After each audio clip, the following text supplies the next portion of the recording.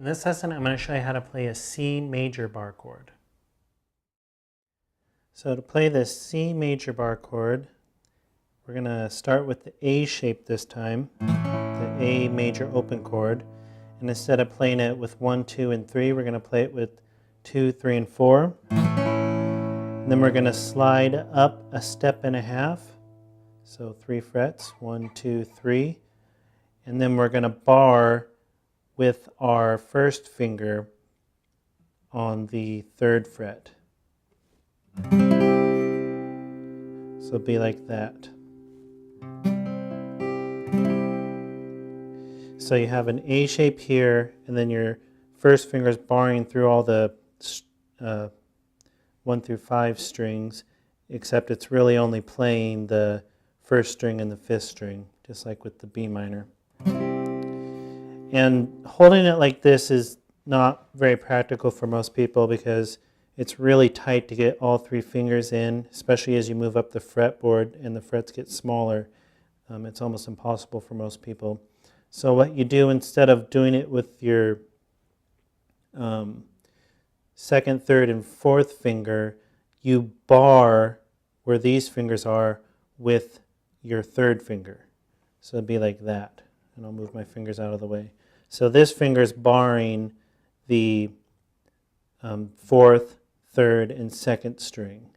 So this is a pretty difficult one to get at first, since you're having to do so much with your 3rd finger. It's a lot harder to bar with your 3rd finger than it is with your 1st finger. And the thing about this one is most people, and me included, can't bar those 3 strings and not touch that 1st string and mute it out. So when you're barring like this with your 3rd finger through those 3 strings, your 1st finger is actually not barring anymore. It's just playing the C note on the 3rd string, 5th string, 3rd fret. So if I really, really try and arch my finger as much as possible, I can get that 1st string in, but it's really uncomfortable. And I honestly don't even like the sound of that 1st string in with this chord, so I never even try to play it that way.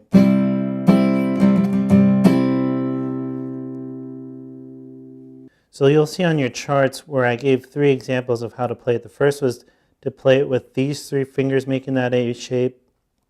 Then another one was barring with this finger and barring with that finger, so barring with your 3rd and your 1st finger.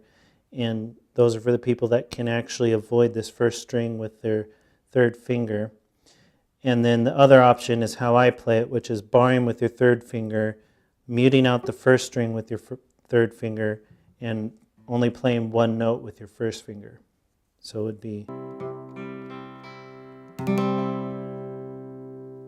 And then this string, the 1st string, is just muted out. So this one's going to be pretty difficult, like I said, on your hand. It's pretty difficult to get used to this finger doing a bar, and you're just going to have to work at it slowly. And what you can do is just practice barring with your 3rd finger and try to get those 3 strings to ring out and not worry about the other strings. So just trying to get your 3rd finger to be able to bar all 3 of those strings is probably the first step for you. And your thumb still needs to be where it normally is. You're not going to put your thumb behind your 1st finger. It's going to be behind your 3rd finger. It's going to be behind your 1st finger still. So just work at that, trying to get your 3rd finger to be able to bar all 3 of these strings and make each one ring out. And then when you get that, you can add in your 1st finger. But this one will tire out your hand pretty quickly because of how you're holding it. So just do it a little bit each day and don't get frustrated with this one because it's a difficult one. For practice, just get the C major bar chord down. Like I mentioned, this is a difficult one to play, so don't strain your hand doing it. Don't just constantly struggle to get it. At first, you're going to just do it a little bit at a time and take a break. You know, do it a little bit each day or for short increments in one day, and give it a break. Get that bar going first over that A shape with your 3rd finger, and really work at that first. But really, it's an easy one to hurt your hand doing if you do it too much. So like I said, just a little bit each day, and eventually it'll come fairly easy to you. So just work at it until you have it down. And once you have it down, you can move on to the next lesson, and we'll keep moving forward.